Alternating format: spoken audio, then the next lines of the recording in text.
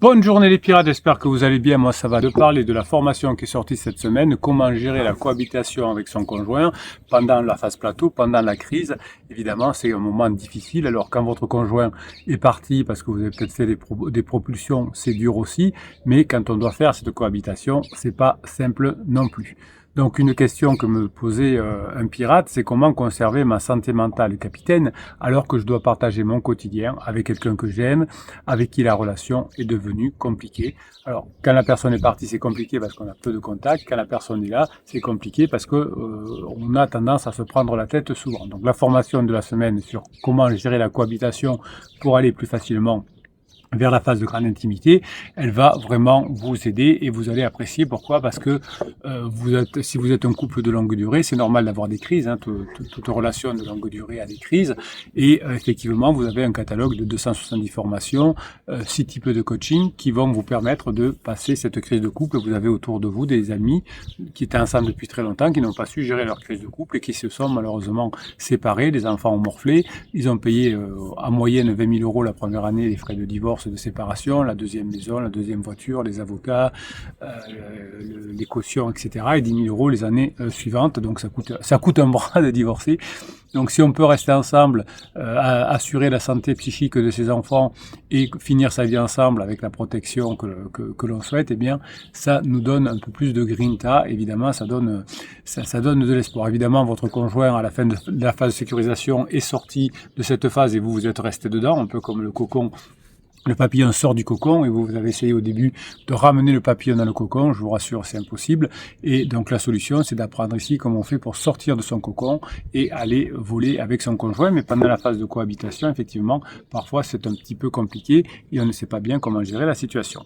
Donc les pirates qui réussissent finalement à récupérer leurs conjoints, ils sont nombreux, hein, depuis 1999 il y en a des milliers, eh bien ils ont vécu une cohabitation forcée à un moment donné et parfois même une séparation qui s'est bien terminée pour la plupart, mais cette cohabitation c'est pas une punition, il faut la voir plutôt comme un laboratoire précieux pour comprendre la relation évidemment. Donc les personnes qui traversent une période de cohabitation intense et qui restent sous le même toit pendant la cohabitation, finalement, vont développer des compétences relationnelles, notamment l'empathie, hein, l'empathie avancée que j'appelle, et grâce à la formation, vous allez voir comment, en utilisant notamment la communication non verbale, en essayant de trouver quelles sont les micro-expressions de votre conjoint quand il est là, vous allez apprendre à le détecter et à savoir que quand le conjoint est en down, par exemple, il ne faut pas l'embêter. Si vous êtes au téléphone, vous allez passer par les différences de ton de votre conjoint. Et si votre conjoint a le ton qui change, vous allez vous aussi, évidemment, changer votre comportement. Vous aviez prévu de badiner à votre conjoint, vous voyez qu'il est vraiment en mauvaise posture aujourd'hui, s'est pris la tête au boulot avec son pansement ou autre, eh bien vous, qu'est-ce que vous allez faire? Eh bien vous allez laisser tomber pour l'instant et vous allez garder votre badinage pour le lendemain, évidemment. Donc là, vous allez être comme un scientifique, votre sujet d'étude, c'est votre propre relation, et notamment quelque chose qui est à l'intérieur de vous. Chaque interaction, chaque silence finalement, chaque tension va devenir un exercice, un laboratoire pour vous, avec des données précieuses qui vont vous permettre de comprendre les mécanismes profonds qui régissent votre couple. Et évidemment, ça va vous permettre également de comprendre comment fonctionnent les réactions humaines et tout ce que vous apprenez dans les coachings et les formations, évidemment, vous pouvez ensuite les utiliser dans votre travail, avec vos enfants, avec vos amis, évidemment. Donc Thomas me disait dans un coaching, effectivement, donc vous savez que je change tous les prénoms et les contextes, mais voilà, je vous raconte des histoires de ce qui m'arrive en coaching. Alors, comme vous le voyez, toutes les histoires se ressemblent un petit peu, mais c'est bon signe pour vous, parce que si votre histoire ressemble à toutes les autres, eh bien, il y a des grandes chances que vous puissiez que vous puissiez vous rapprocher. Donc pour Thomas, il avait décidé avec sa femme de rester sous le même toit, malgré la crise, pour les enfants. Plus c'était facile, en disant, comme ça, on peut sortir plus facilement l'un et l'autre. C'est plus simple, évidemment. Mais pour Thomas, quand j'ai eu la première fois en coaching, c'était comme une torture pour lui. Et finalement, quand on a travaillé ensemble dans le premier coaching, on a renversé la situation et on a vu cette cohabitation comme une étude de terrain, finalement, qui allait permettre de se préparer à la phase 4. Thomas a commencé à prendre des notes sur les interactions, parce qu'au début, dans le coaching, quand j'avais posé les questions, il était foutu de me dire comment se passaient les interactions, qu'est-ce que disait son épouse, qu'est-ce qu'il disait. Quand je disais, racontez-moi un sujet de badinage que vous avez fait hier ou avant-hier, il était impossible de le faire. Donc, j'ai demandé à Thomas de noter sur son téléphone des idées d'interaction pour le coaching suivant et observer effectivement les cycles de tension et les cycles d'apaisement. Eh bien, cette simple perspective, finalement, a transformé Thomas de façon importante, puisqu'il est passé d'une situation d'angoisse à une situation de curiosité. Thomas, qui était ingénieur, a pris ça comme finalement une étude. Et bien évidemment, quand ils ont fini leur crise, et quand ils sont revenus ensemble, eh bien Thomas et sa femme, on va l'appeler Jennifer, il faut toujours que je donne des prénoms différents, eh bien ils avaient, ce que me disait Thomas, on a maintenant une compréhension mutuelle, même mieux qu'avant la crise, parce que les 15 ans de mariage, la phase de sécurisation, ne nous avaient pas mené à tant de complicité. Donc on va passer au fur et à mesure de la formation d'une posture réactive à une posture d'observation qui change tout. Lorsque vous êtes constamment en mode réactif, c'est-à-dire en mode survie, eh bien vous êtes prisonnier de vos émotions immédiates et de vos schémas habituels. Donc vous allez faire des exercices tout au long de la formation, je vous en donne un autre ici. Vous allez créer ce que j'appelle le journal de bord de votre cohabitation, ça viendra compléter les exercices que je vous ai donnés pendant la formation. Alors vous n'allez pas noter que les conflits évidemment, mais vous allez observer les moments neutres, les petites victoires et les schémas récurrents. Ce que m'avait dit Thomas à ce moment-là, c'est que finalement, quand on avait fait le premier coaching, il se rendait compte, il m'avait dit qu'il y avait beaucoup de conflits, beaucoup de mauvais moments, etc. Et lorsqu'il a fait ce travail-là, au bout d'un mois, il s'est aperçu, bon, certainement parce qu'il avait mis en place les formations aussi, mais qu'il y avait beaucoup plus de moments neutres, beaucoup plus de petits moments agréables et de petites victoires qu'il ne l'avait pensé. Alors, est-ce que c'est parce qu'il avait travaillé sur lui ou est-ce que c'était qu'il les notait pas? Il y a un peu des deux, parce que quand on est très en colère, quand on est en phase de cohabitation, souvent, eh bien, on ne voit que les côtés négatifs et on se rappelle que des côtés négatifs. Je vous interroge souvent en coaching pour pouvoir vous aider.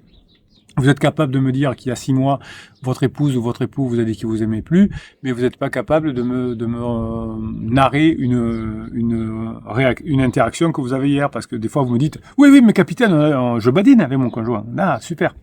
Donc donnez-moi un exemple de hier ou avant-hier pour voir comment vous avez fait, qu'est-ce que vous avez dit, qu'est-ce que votre épouse vous a répondu ou votre époux. Et là, souvent, c'est le trou noir, parce qu'on ne se rappelle plus. Alors, je dis pas que vous l'avez pas fait, mais je dis que vous ne vous en rappelez plus, parce que comme vous êtes en situation de mode survie, pour ne pas mourir, entre guillemets, vous ne vous souvenez que des choses négatives. Donc Thomas s'est aperçu que finalement, avec cet exercice, il y avait beaucoup plus de moments agréables et de moments neutres qu'il ne le croyait. Et quand on a fait le deuxième coaching, il avait plein d'histoires positives à me raconter. Alors peut-être parce qu'encore une fois, il avait fait des efforts, mais je suis sûr que la première fois, il y en avait aussi. Donc, posez-vous ces questions clés quand vous faites cet exercice-là. Comment les tensions montent-elles? À quel moment? Y a-t-il des moments de la journée qui sont plus propices à la tension? L'autre jour, c'était plutôt le matin, chez une cliente qui me disait le matin, comme on se prend la tête au moment du café. Plus souvent, c'est le soir, avec l'angoisse de la soirée, où au bout d'un moment, comme on ne sait plus quoi se dire, on n'a pas préparé de sujet de badinage, eh bien, on va parler du couple. Donc, ça dépend des moments de la journée. Essayez de voir aussi qu'est-ce qui peut déclencher un conflit avec votre conjoint pour éviter de mettre en place, de mettre sur la table ce déclencheur. Donc, est-ce qu'il y a un mot, est-ce qu'il y a un geste qui va systématiquement entraîner une réaction négative? Donc, les couples dont une personne documente le parcours, évidemment, diminuent les conséquences de la crise après 3 semaines. Ce sont des stats un peu maison, mais je m'aperçois qu'au bout de 3 semaines, il y a une amélioration, parce que l'acte même d'observer, ça va créer une distance émotionnelle salutaire et ça va révéler des schémas qui étaient jusque-là invisibles pour mes clients. On peut transformer aussi son espace physique en laboratoire relationnel conscient. On va pouvoir désigner dans son domicile des zones, des espaces neutres où on ne va pas discuter. Alors, soit vous en parlez à votre conjoint, soit c'est que pour vous. Par exemple, vous dites dans le salon de la cuisine, on ne parle pas du tout du couple. On ne parle pas des enfants, on ne parle pas du boulot, etc. On peut de temps en temps en parler sur la terrasse, par exemple. pas dans la machine pas dans la machine à coucher, oui, dans la chambre à coucher. Voilà, on essaye de trouver des espaces comme ça. Et si vous avez vraiment des discussions à avoir avec votre conjoint sur votre couple, eh bien à ce moment-là, vous allez dans un endroit neutre, dans un restaurant, où vous passez un bon moment ensemble et vous dites ce que vous avez à dire. Donc vous allez faire une territorialisation consciente, c'est-à-dire que finalement, ça va éviter les escalades émotionnelles. Alors vous pouvez le faire avec le jeu et vous pourrez ensuite le faire lorsque vous serez passé en phase 4 en disant soit toute la maison, eh bien c'est des espaces où on parle pas de boulot, on parle pas d'enfants, on parle pas de travail, on parle pas de nous, soit ça peut être effectivement, si vraiment on a envie de parler de nous, on va faire une balade dans la rue, on va faire une balade dans le parc à côté, on va faire une balade au bord de l'étang, et on parle, voilà. Ou on s'interdit carrément de parler du couple dans la chambre à coucher, voilà. À vous de trouver, mais cette notion de territorialité est très intéressante.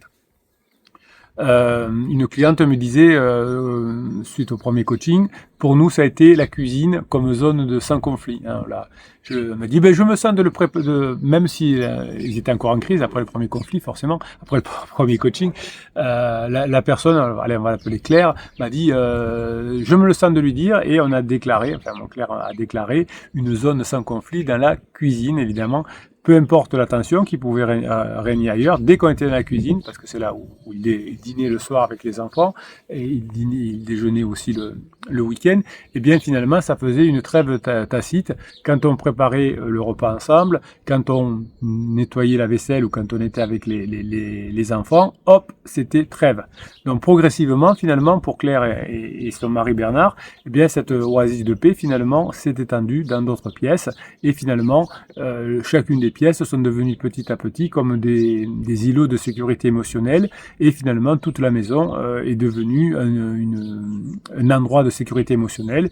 Et pour eux, chaque fois qu'ils avaient besoin de parler du couple, ils allaient autour d'un étang, hein, ils avaient un étang, c'était pas en France, voilà, c'était en France mais pas métropole. Eh bien ils avaient leur étang où ils faisaient le tour de l'étang, il y avait une trentaine de minutes pour faire le tour de l'étang. Eh bien pendant 30 minutes ils parlaient de leur couple, et puis quand ils revenaient à la maison c'était fini. Voilà. Une fois on a failli faire un deuxième tour, mais finalement on l'a pas fait.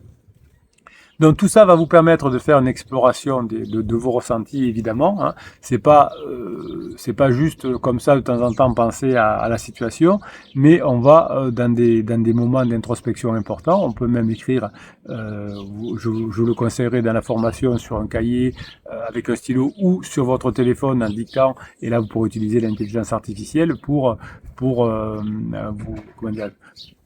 faire un retour, un miroir de ce que vous avez dit.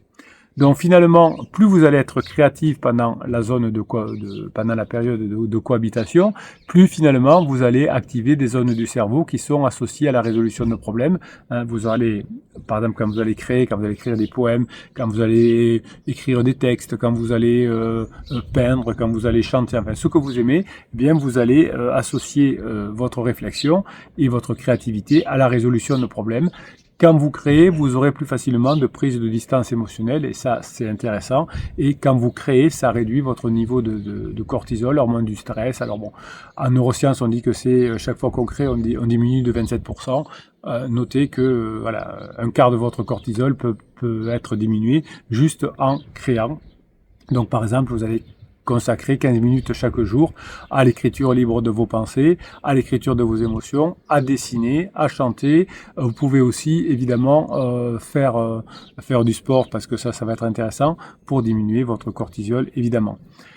Chaque fois que vous allez par exemple écrire des textes au début, peut-être que si vous faites, comme je vous l'ai conseillé dans la vidéo de mercredi, vous savez, vous faites des textes un peu automatiques, eh bien vous allez vous apercevoir qu'au début ça va être un peu sombre, un petit peu morose, vous allez mettre des choses qui vont abîmer votre mari, vous allez dire des choses qui vont être tristes, etc. Et puis au fur et à mesure, vous allez comprendre que votre conjoint sera là, que votre conjoint sera présent, que votre conjoint finalement n'est pas si terrible, et que au départ vous aviez, quand vous écriviez, des pensées vraiment noires, et qu'au fur et à mesure que vous écrivez, il y a un peu comme on aurait nettoyé la boue d'un appartement, d'une maison, ben ça devient de plus en plus propre. Donc c'est intéressant.